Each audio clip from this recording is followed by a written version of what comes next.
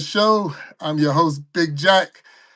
This is where we prove that we are stronger together and that if each one reach one, we can all grow and glow.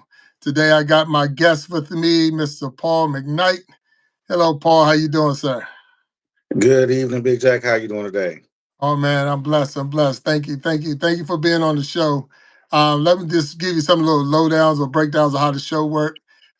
This is, of course, we're live side by side, and the show is called Iron Sharpening Iron, and it's where your skills and my skills, and your ideas, your experiences, and my experience will help us become stronger together.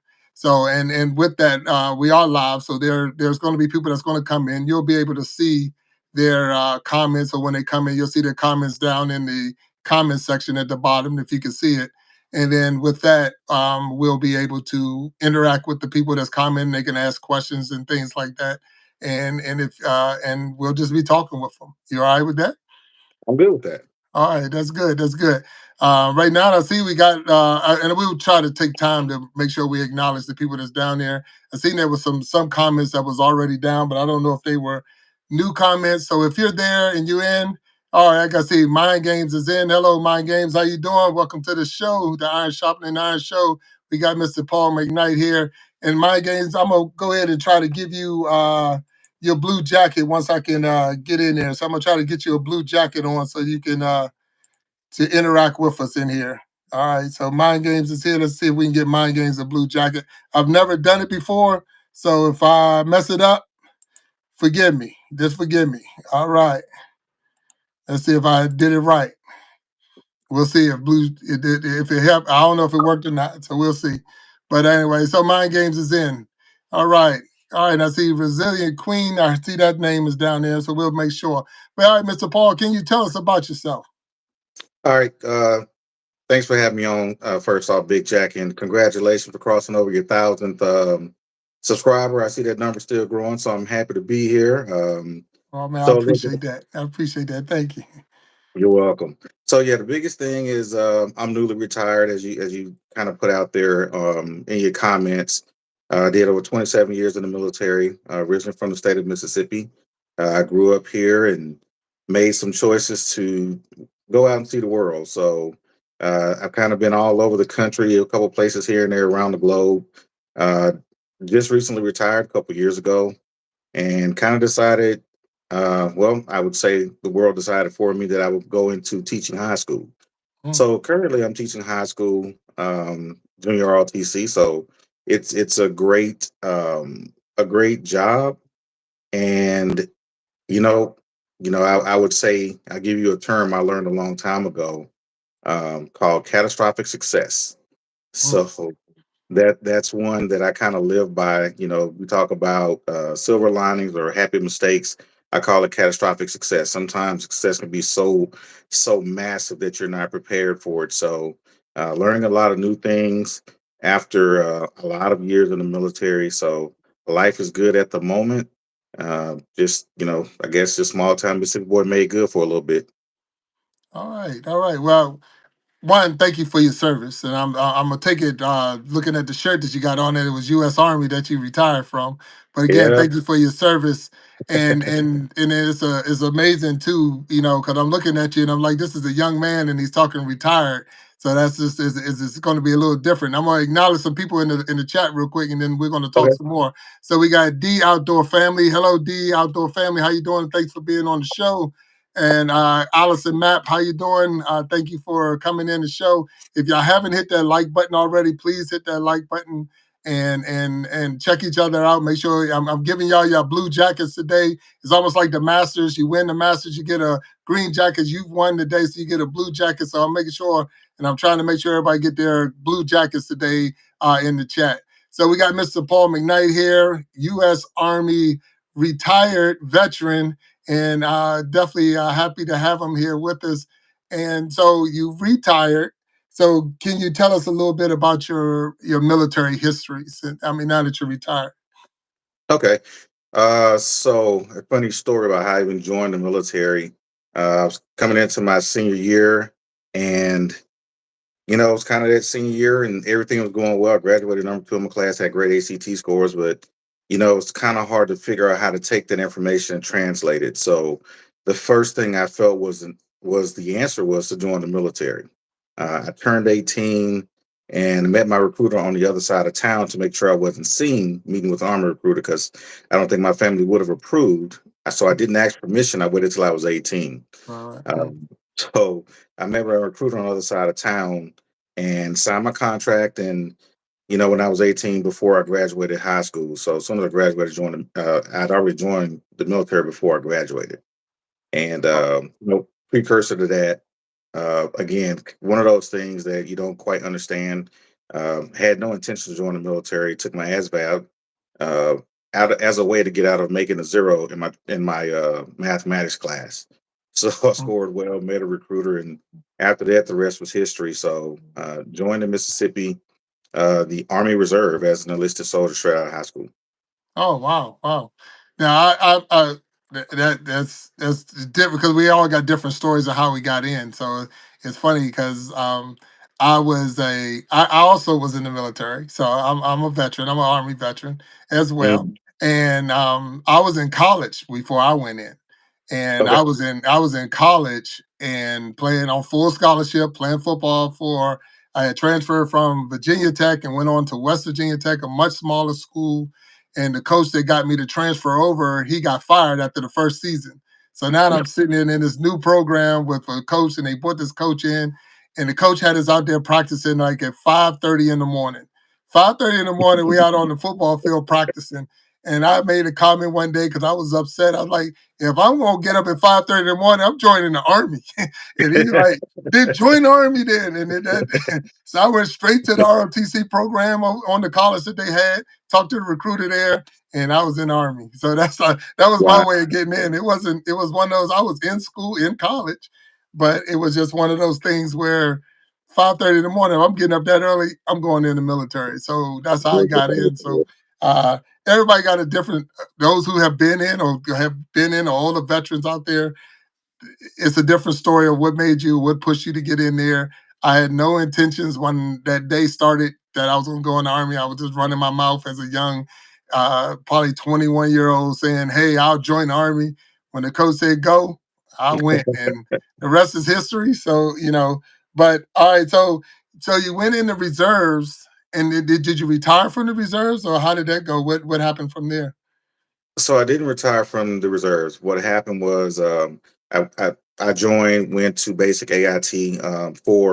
For those who don't know what AIT is advanced individual training. So first time,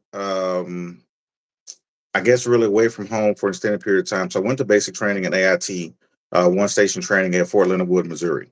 So I was there from about July till about the end of November. So that basically wiped my first semester of college off the board. So I wound up going to Jackson State University, an HBCU here in the state of Mississippi, um, the spring semester. Mm. So had already planned on going to Grambling, but I got back, kind of had not done my paperwork. And say kind of, I didn't do my paperwork. Luckily, I was close enough, being from the state of Mississippi, to roll into Jackson State. They were doing open enrollment, so I enrolled in Jackson State. Um, I did that for a little while. Well, I did that for about a year and a half, so about a year and a semester. And at the same time, I was in the junior ROTC, still senior ROTC program at the time. So I kind of ping ponged around a little bit. So I did the ROTC program for about a year and a half, and decided I was burnt out with college for some Mm. reason at the year and a half mark. And so, because I was already in the reserve, I decided to just go from reserve to active duty. I Oh, wasn't okay. under ROTC scholarship or anything. So there I was again back on the active duty train, and did that for a little while. Oh, Um, After about another year, 18 months, didn't quite like my leadership. And I'm saying, hold on, I think I could do this better than they can. So about that time, I had made E5 and was at Fort Campbell, Kentucky, and had kind of a unique experience on one of my project sites. So as an enlisted soldier, I was an engineer, had done both combat engineer and construction engineer. So I was operating equipment And like I said, at the time, I was an E5, Mm. and I had my own team, and went out. And of course, for engineers, there are standards that we have to do according to Fort Campbell, the CG's policy, and the whole nine. And I went out. Um, I went out and I was doing a job for a major, an O4, and he wanted something that I particularly knew I couldn't do, and I refused to do it. So I packed my team up and left. Oh wow. Wait a minute. Yeah. So that was the longest ride back from a job site back to the motor pool because we were just out on the training site. So no sooner could I get back than my lieutenant was standing at the motor pool when I got there, Right. and it turned to a full on, uh, shouting match, a match I was not destined to win anyway. Mm. But it came down to at that point doing what I knew was right versus doing what someone wanted me to do, and potentially not only get myself in trouble, getting the rest of my team in trouble. Yeah. So it was a really tough choice that day, but that told me that I wasn't fit to listen to someone because of their position tell me what to do. Mm. Uh, so Yeah. oddly enough, following that, a couple weeks later, this is where I think my career and my life kind of took a turn. I was in a motor pool one day doing just my normal routine business, and someone from the G1 um, called out to me at the motor pool. And if anyone's not familiar, G1 is basically the general officer staff. So the commanding general of staff reached out to me and say, "Hey, we got your information from your company commander. We wanted to extend to you a Green to Gold scholarship." Oh wow. That's So awesome. That's yeah. awesome right there. So wait a minute. So let me get this straight. Now, I want to make sure I'm catching this story. You was told by an officer, a commissioned officer. So that's the ones who wear the different. If those who don't know what commission is, non-commissioned officers and they're commissioned officers. So your E numbers like E5, E6, E7. That's your sergeants, staff sergeants, master sergeants, sergeant majors. Those are your non-commissioned officers. And then your commissioned officers are those who are lieutenants. So you got your lieutenants, then you got captains, then you got majors, you got lieutenant colonels, colonels, and generals. Those are your commissioned officers. So Right. with basically what I'm hearing, Paul, what you hear you say is that a commissioned officer told you as a non-commissioned officer to do something that probably wasn't uh, rightful or right to do, and Correct. you chose to do the right thing, which was to disobey the order, but you did it for the right reasons to save your people, and you ended up getting a scholarship for doing it. In that sense, am I Yeah. catching it? Yeah. Pretty Oh, much. that's crazy. That's crazy. That, Yeah. that that's look. That's God's working in your favor for sure. That's God's working Yeah. because you took a stand. You took a stand, and that's we need more, definitely more officers to take that stand, no matter non-commissioned or whatever. Just to take the stand and say, "Hey, I'm not going to do anything that's going to hurt me, my career, or my people." And when you take a stand like that, and you take that kind of stand, good things happen for you. I mean, it really does. You're proof. You're right there in front of us. So Yeah. that's awesome. That's awesome right there. I'm pause real quick.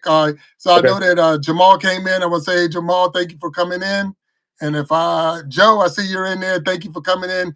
KC Inspirational Tales. Thank you, KC, for being in. I see Nemo is in there. Nemo, what's up? I'm gonna have to give Nemo his blue jacket. I got that from you, Casey. Everybody gets a blue jacket. So if I find Nemo again, I'll make sure he gets his blue jacket. But thank you for being here. We're here at the Iron Sharpening Iron Show. I got Mr. Paul McKnight here. He is a retired military or Army veteran, and he's telling us a story so far about how he was enlisted, and now he had a point where he got a offer for a scholarship for a Green to Gold program. So, what does Green to Gold mean? Can you explain that to us? Okay. So green and gold, I guess, is their visualization of going from enlisted to commissioned, right? So we talk about green and the rank, and so we talk about it. Military rank for the enlisted soldiers is kind of the OD green color on a gold background. Uh, Now, when you get your rank, when you go gold, your first commission is a second lieutenant, which is a gold bar, Mm. affectionately known to a lot of people in the military as a butter bar. Right. So, your first rank is the gold bar, so to speak. So you go from what they call green rank to gold rank. And so I think that's kind of the inception or the visualization of what it is you do going from green to gold. Got you. Got you. So I mean, so in an instance, and I guess I'm just trying to visualize it because again, I was in the military and I served my time, but I didn't get an offer to go green to gold. Um, but I did hear about some people that went green to gold. I didn't even know they could come to you. So that's pretty cool. I've seen a lot of people take like a course or go and take a test and they wanted to go green to gold. Mm. So for them to come to you, that's just awesome in itself. Um, and and then what you have to do? What's the next steps? I guess if you accept the scholarship, or how does that work? So this is again one of those kind of nerve-wracking decisions. Back when I was going green to gold, the option was basically take a DD 214 and get out and go to college full time. Mm. So Oh, definitely. it's essentially a full ride scholarship. At the time, they were trying to work a bridge program to let you stay on active duty, but a lot of things are luck and timing, right? Right. And so at that time, I was basically out of the military. They gave me some sort of bridging, but it wasn't an ideal situation. So we talk about my life at that point. I was maybe mid 20s or so, Mm. and I was married and had kids, and so to another service member, and of course, it was high stress, high adventure. It was kind of that risk. Uh, it was a high risk but high payoff. And so, you go from making that decision to take that high risk or gamble really, really big on what the outcome would be. And, like I said, I call it gambling, but I think it was just kind of divine path that I was on. God had kind of preordained that path for me. So as scary as it was, I wasn't too fearful to make the decision.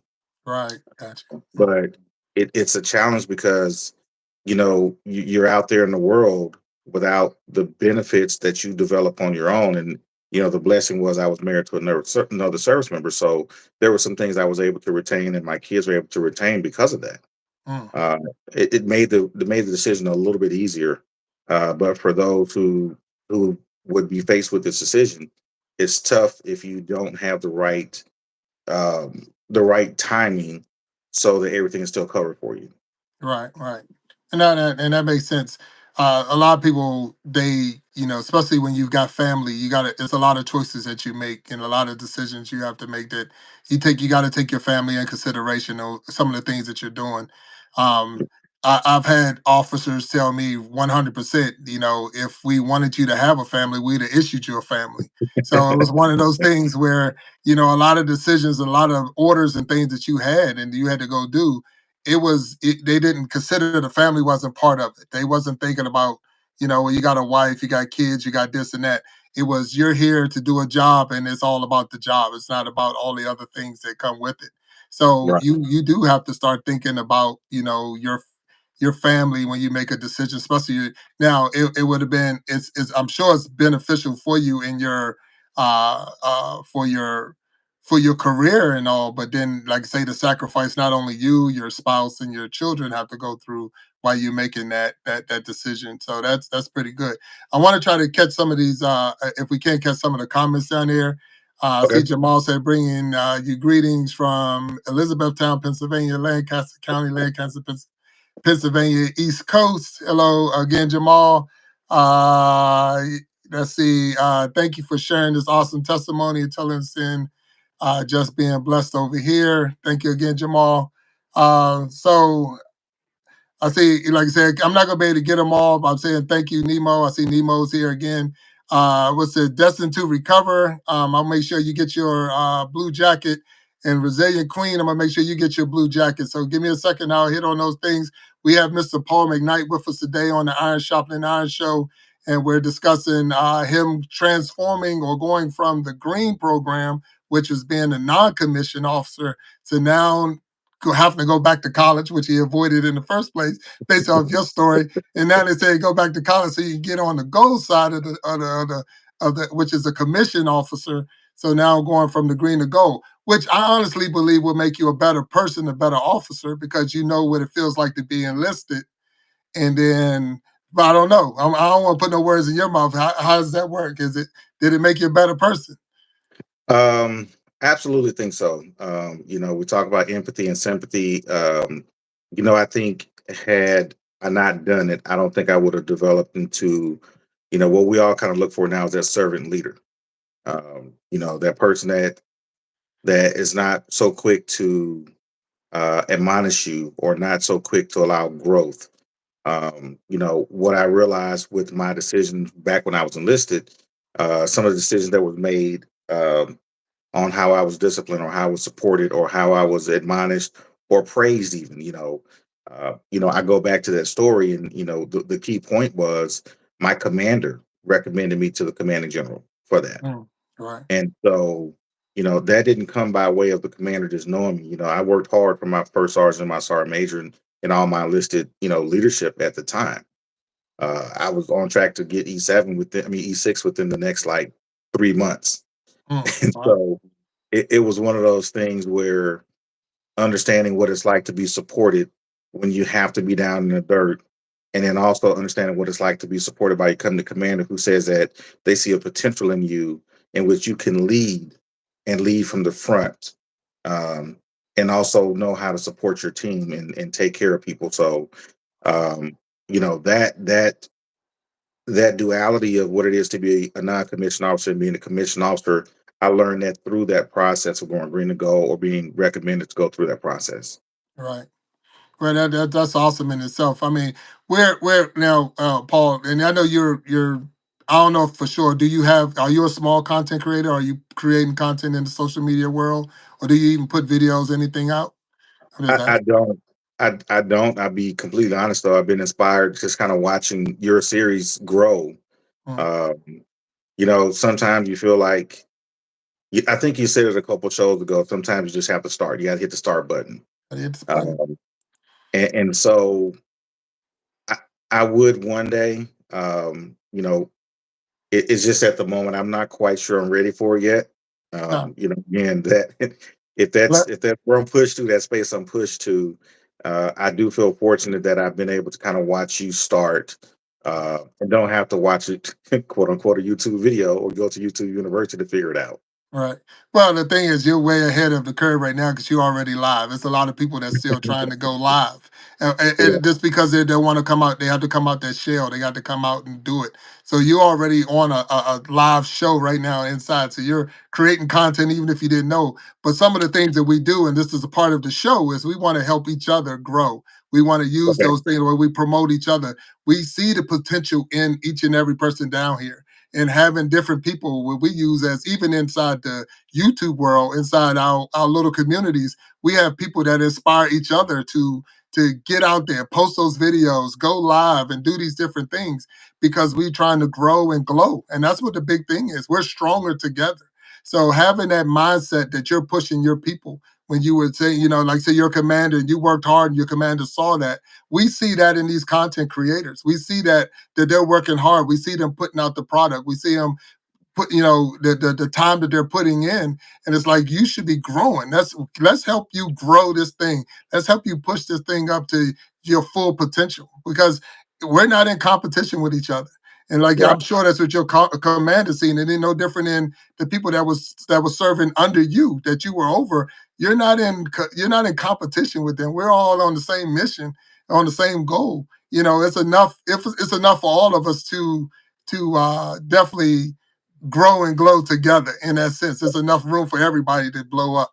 So that's the big push right there. So Okay. I commend you for accepting the challenge.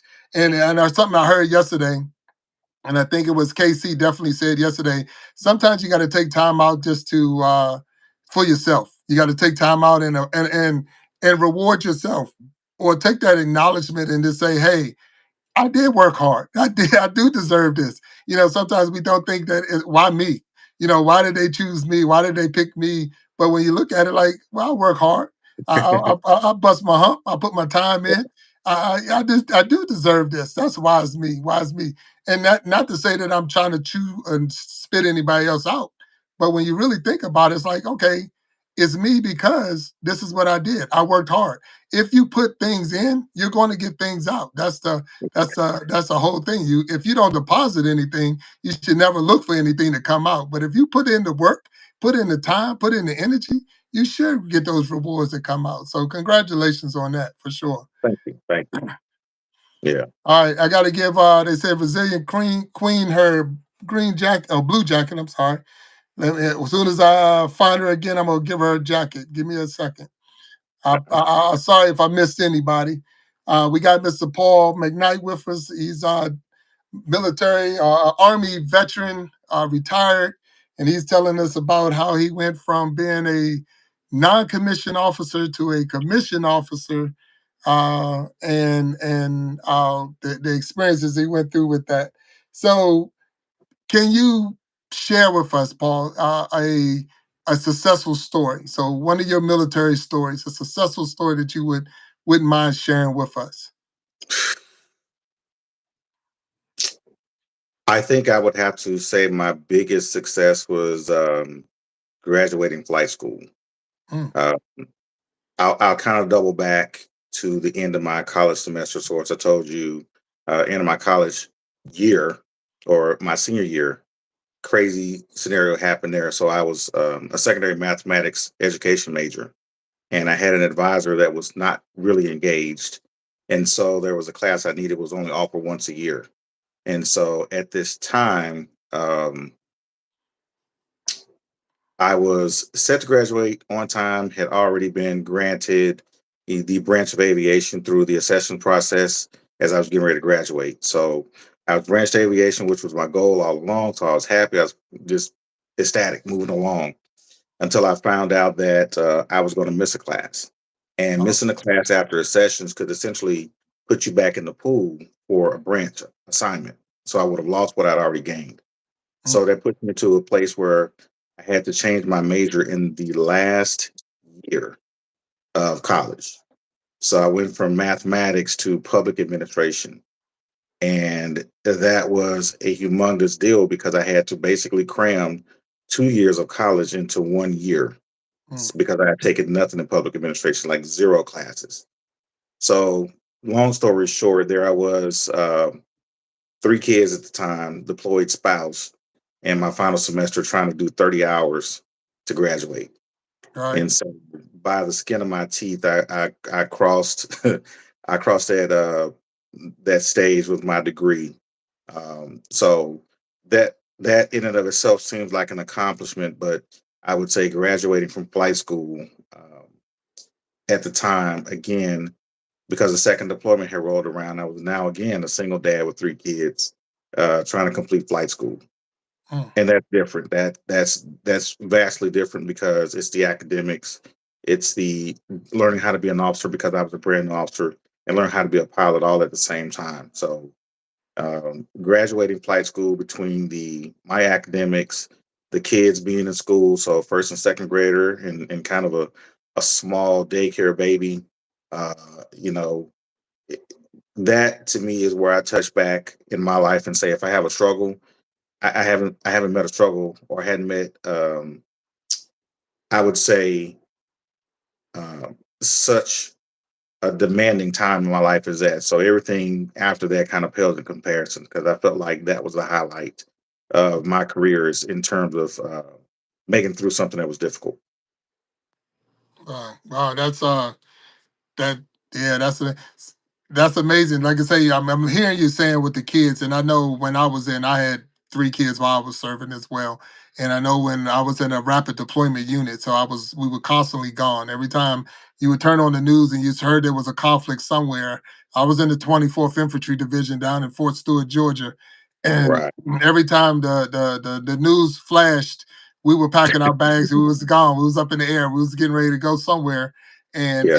it's hard on the family because I'm 100% saying to anybody that's if you are if you have a veteran in your family or a person that's active in your family, your support is important. Your support is important to that person because they need those letters, they need the support, they need the understanding when they have to go and be deployed, no matter who they are, the male, the female, the mother, the father, it makes no difference. But when they go, so I believe that we all serve in a way. You might not be on the battlefield, you might not be in uniform, you might not be in the desert or the wherever you are, whatever you're serving in, but because you're at home holding down the fort, anybody that you got back home holding down the fort, they're doing just as much work, if not more, than what you're doing True. overseas because they still got to keep that going.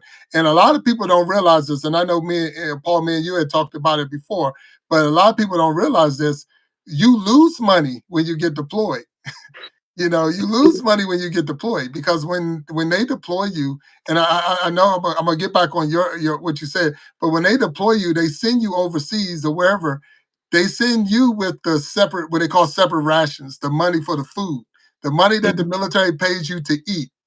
They take that away from your paycheck because they're going to feed you when you're overseas. So if you was using that money at home to feed your kids or whatever, it's that money is gone. That money is no longer part of the food for the kids. So now the budget that you might have had has now shrunk in a little bit because you got deployed. Now you're Right. like, well, yeah, they're feeding the soldier. Yeah, but the soldier got kids. So that's where that one, that was an argument I had, and that's when the officer told me, if we wanted you to have kids, we'd have issued you kids. And I'm like, oh, that's yeah. So that helped me when I was time for me to make a decision on to stay in or get out. That was one of the things where I'm like, you really don't care about me. You care about what I can provide and what I can offer as far as my service to the country.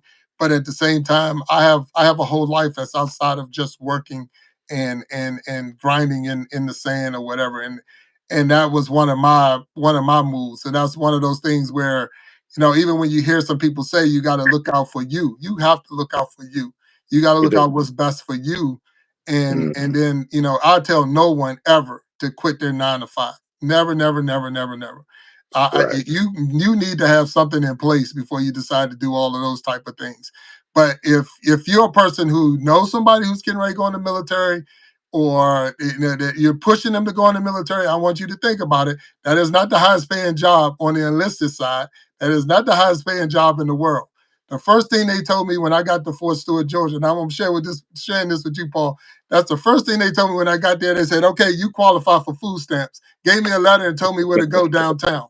I'm like, wait a minute, food Yeah. stamps? Yeah, you Yeah. qualify for food stamps. So they don't pay you a lot of money. So it's not the place to go if you want to be rich. Do not join, and I'm talking to anybody who's thinking about joining the military and stuff like that. Don't join for the college because that's if you want to go to college, go to college. If you want, Right. because the military, you might be called to go to war. So don't say, "Well, I only came here for the college." That is the college is for college. College is for study. Military is for really defending the country. So that's a benefit of the military is that you can get some college and go to school and stuff, but don't go in there with the idea that that's what I'm going in for because Right. you might get yourself disappointed when they tap you on the shoulder and say, "I need you to be in some whatever country," because that's what you're in there for. That's what we drill for. At no time that other than the school that I needed to learn my job, that was the only school that they was asking me to go to. Right. Here I know for green to go, they was actually go back to another school.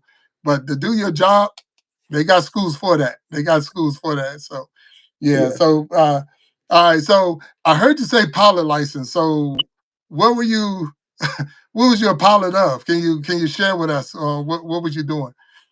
So at Fort Rucker, Alabama, now Fort Novosel, I started out with the TA-67. A lot of times you see it, it's a Bell 204, Bell 206 Jet Ranger. You'll see that was a starting aircraft. That was my basic aircraft. But I eventually went to my advanced aircraft, which was the AH-64 Delta Apache helicopter. Oh, wait a minute. You flew the Apache helicopter? I flew the Apache Wow, helicopter. that's crazy. Yes, Man, sir. okay. So I've heard of the Apache. I've never heard of the broke down by numbers or anything like that, but I know the Apache. Mm, So you was a Apache helicopter pilot. right. Yeah, that's crazy. So as an officer, you still had to fly, or because you're an officer, that's why you flew? Is that how it works? Or It's kind of both. As an officer, to lead the unit, you have to know how to fly. And again, my commission was based on being an aviator. So you have to do both. It's different than being a warrant officer. So most typically in the army, you have. We talked about the enlisted, we talked about the commission, but there's kind of this in between rank called warrant officer. oh yeah, So yeah. uh, if people are not familiar with that, it's the technical expert of a particular field. And so we have transportation warrant officers who solely work on transportation logistics. We have some that are ordnance. We have some that are supply, and of course, we have the aviators, which is the large warrant officer branch in the Army.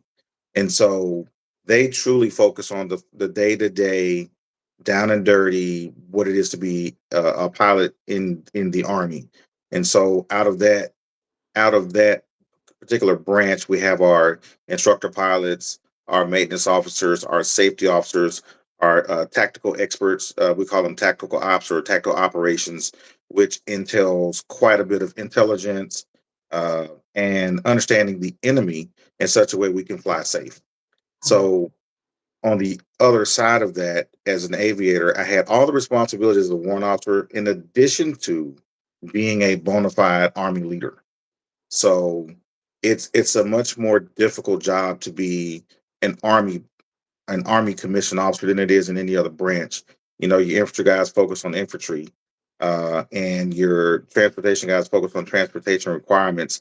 But as an aviator, you have to meet all the aviation qualifications, whether it be academics, whether it be annual flight proficiency, or whether it be in the aircraft actually being able to uh, function, fly, and be a leader, a commissioned leader of an aviation mission. wow. That's amazing. So I know as when I was, of course, I'm Army, and when I first went in, I was field artillery. So everything we had was down on the ground. Of course, the howitzers, the tanks, and things like that. Like you said, the infantry.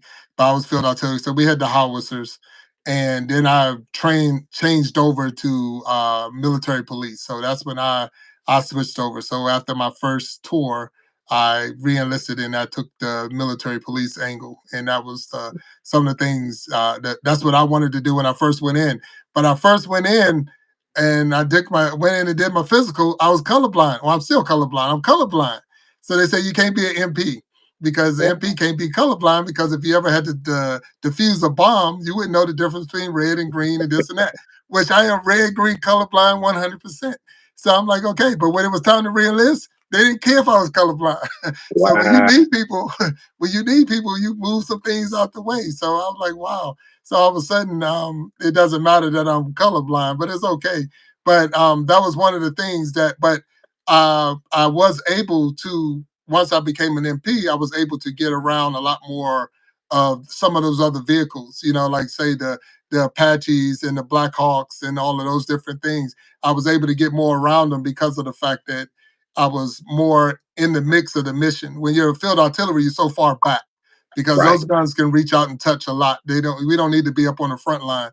But when I got the MP, I was up on the front line. Now you're the one who's setting the roadblock and making sure everybody's safe to get through and all. Maybe not you because you overhead, but at those ground level people, we was the ones that was down there making sure that it was safe for them to travel up and down those roads.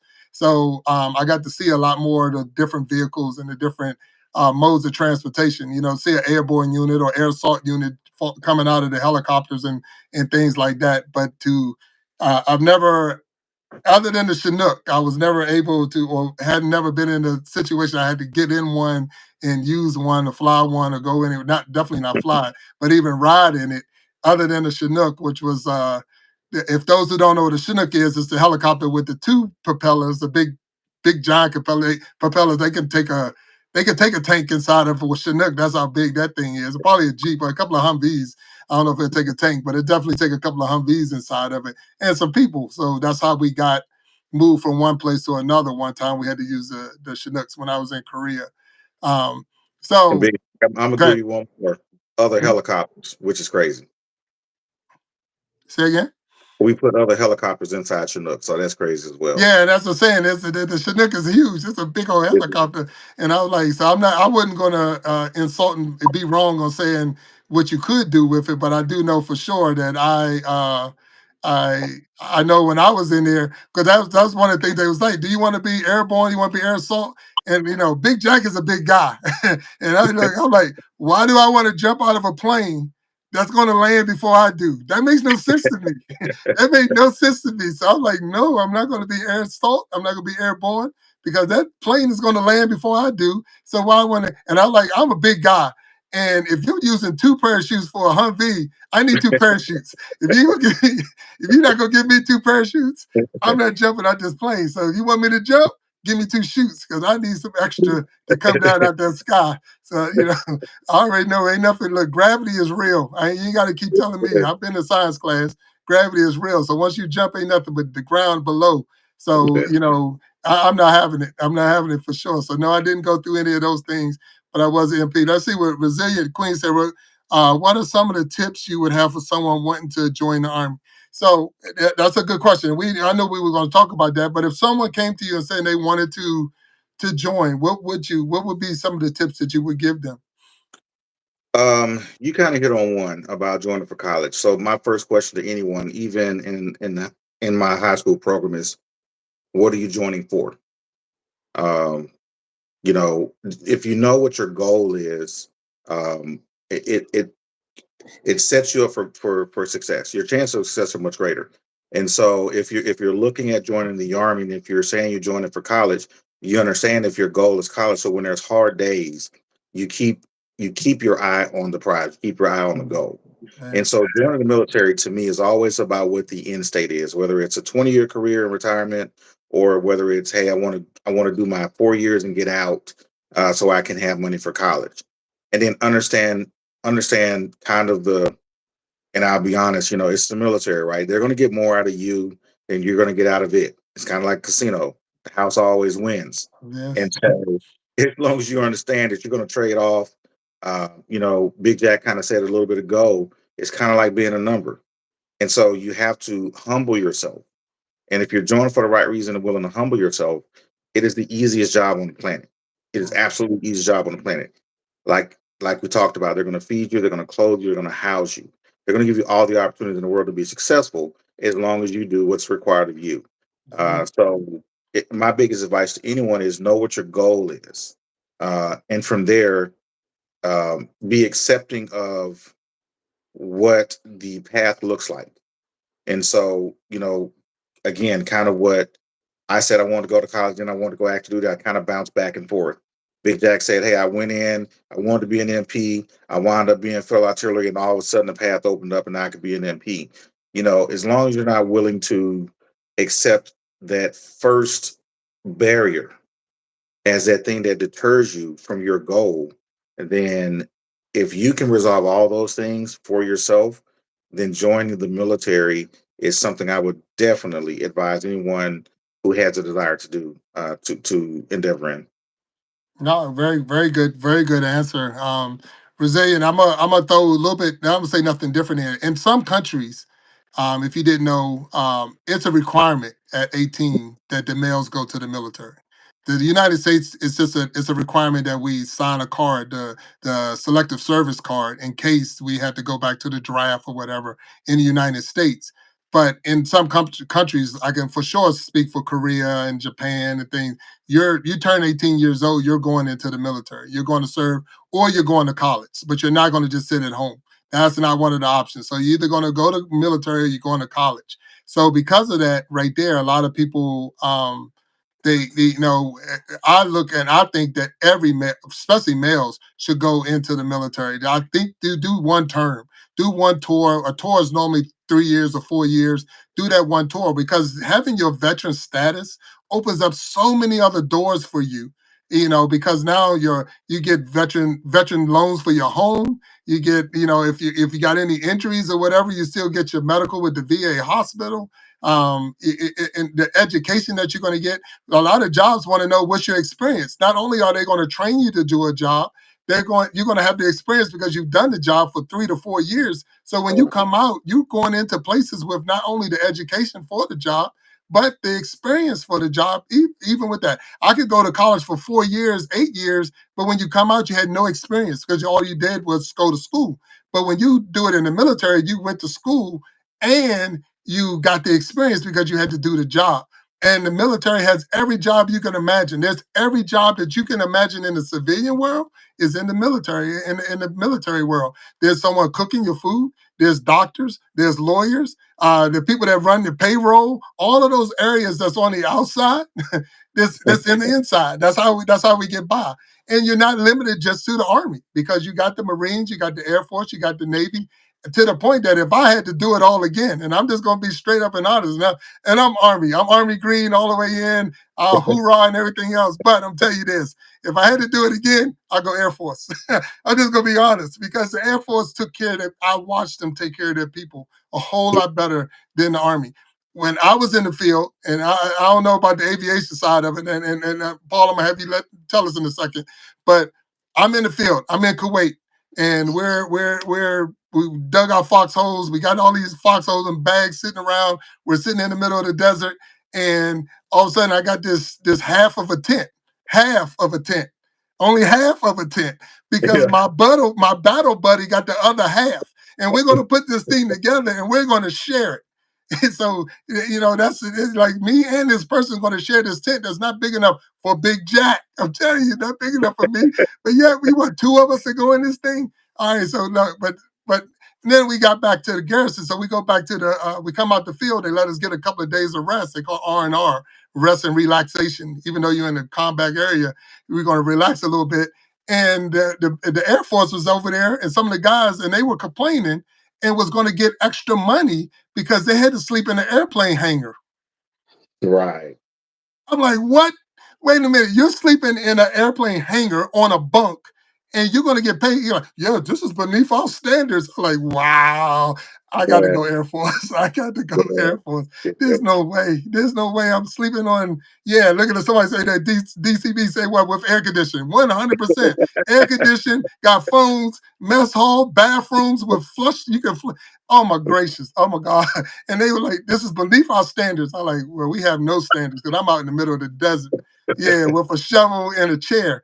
So you don't know what's going on out there. So uh what I would recommend to anybody who wants to go in, and Paul said it best, have a plan when you go in. Don't just do it because some people do it because of discipline. I did it out of anger. I know when I first went in, and if you didn't hear the beginning of my story, I was in college.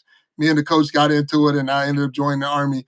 But that was the wrong reason. The only thing that helped me in that sense is I had a couple of other family members that had been in. They were already veterans, so I had some people that gave me some advice when I went in.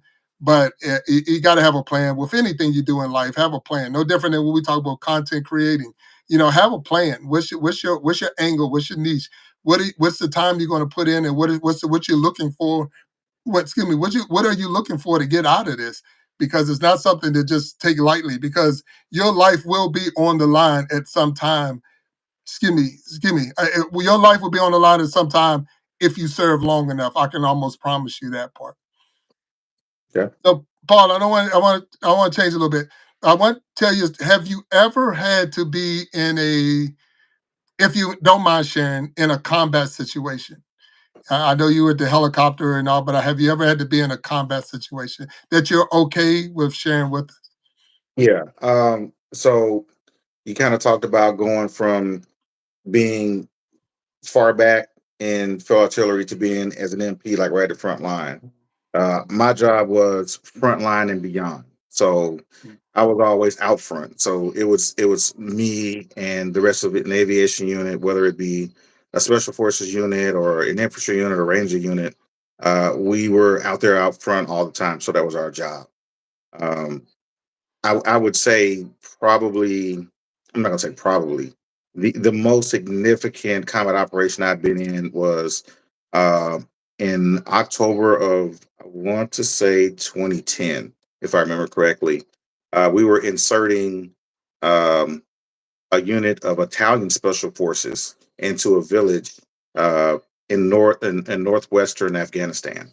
mm. And so not to necessarily belabor the story, the intelligence was wrong, and that morning those guys were ready to fight. Oh, And wow. so we fought in that valley for the better part of 3 hours. Mm, And they were in cliffs, in caves. You couldn't find them. And so we cycled through that day trying to get them out of there. 6 Apache helicopters in that valley just to suppress or eliminate enough of the enemy to allow the aircraft, the helicopters they flew in on, to come back and get them. wow. Wow. They were Mm. fuel critical, and by the time we were able to get them all out, we inserted 92 and took out 92. Congrats. But Oh my God. Yeah, that's what I'm talking about, man. That's good stuff right there. 100%. Man, man. Oh, mm, okay. Because see, like I say, I can only imagine being in that, and I guess I'm trying to visualize it for the people that's maybe listening that don't know. So the 92 that you were talking about, there's a 92 people on the ground. correct. They're Yes. on the ground. They're on the ground in the heat of the battle, fighting back and forth, and they're calling for you to come and lay down maybe some air suppress or some air support that's going to Yeah. help them get out of that situation that because of bad intelligence. If Yes. I'm making sure, okay, so 100%. So and to have 92 go in and 92 come out.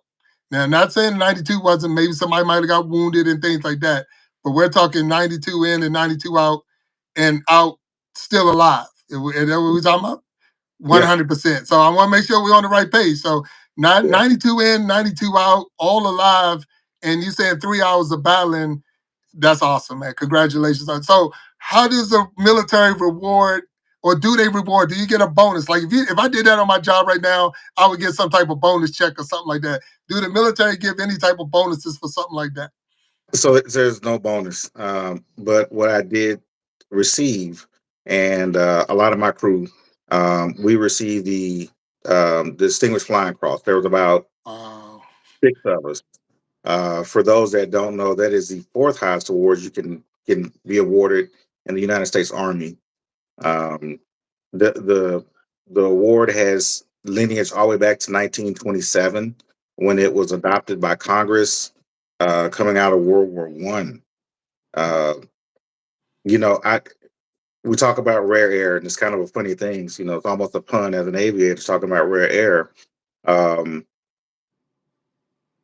I think over time there's about 1,600 awardees since 1927, and when you look back at the history, I want to say upwards of 90+% of the Tuskegee Airmen have been awarded that same commendation.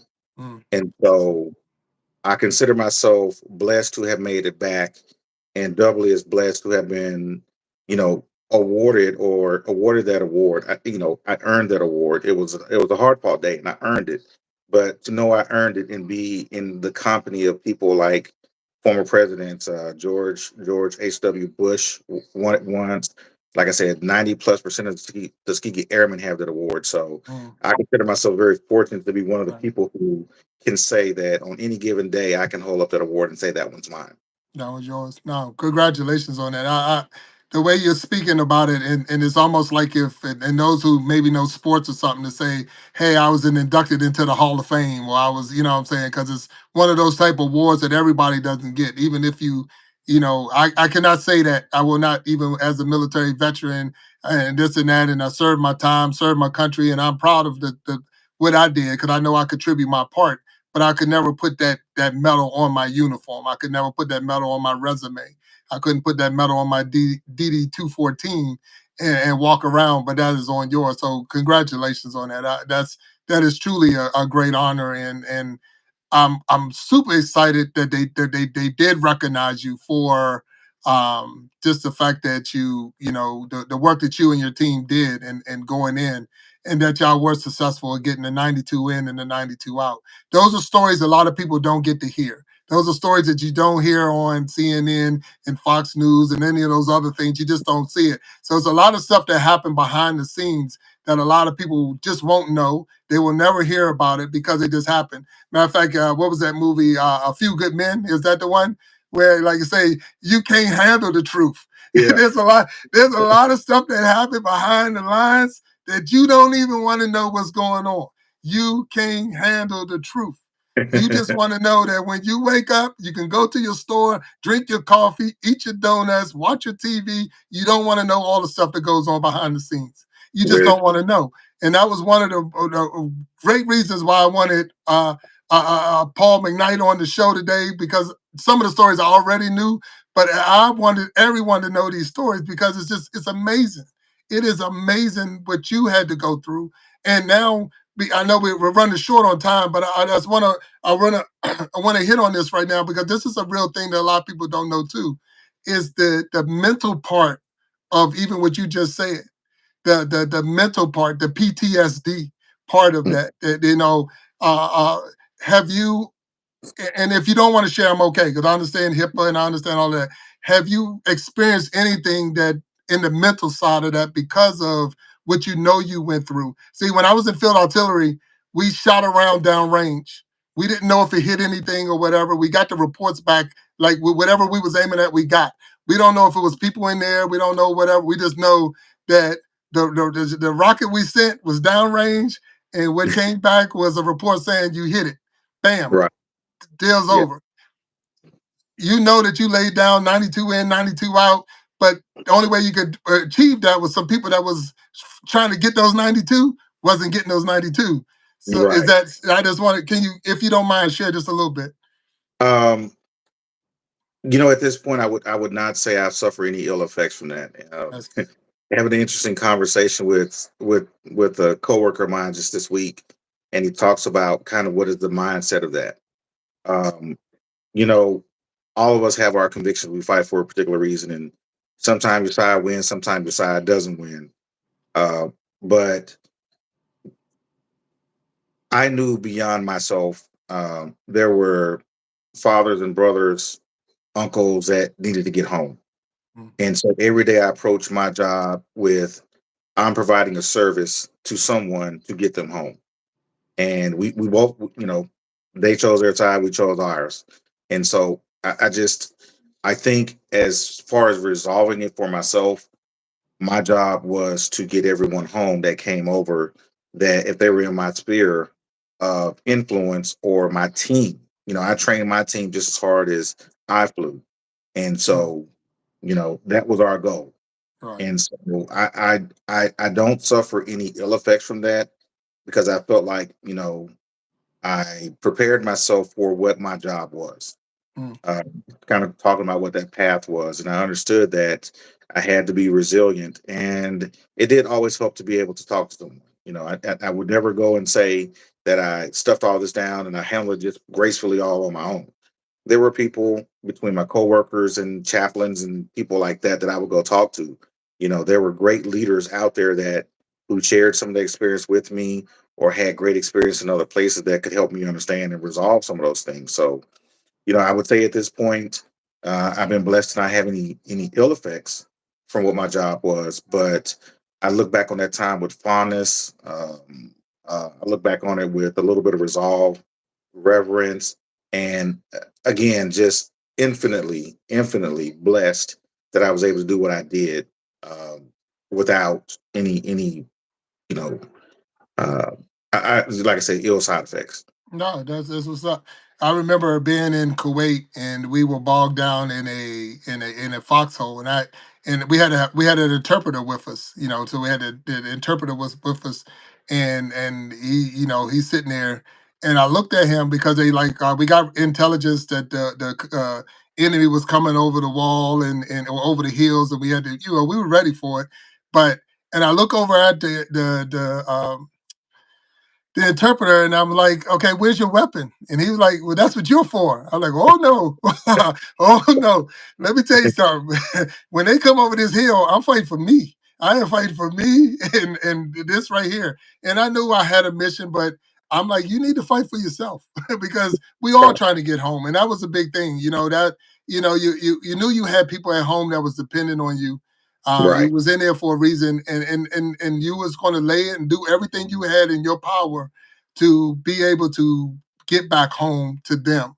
And that was one of the biggest mindsets for me. And I think that would sometimes might hurt a lot of people is because you knew that there were people that was coming across that hill that didn't want to be there. They didn't want to fight. They didn't want to fight me no more than I wanted to fight them. But we were doing our job. And then when you stop them from being able to go back home, it bothered because you knew that was something that you wanted to do.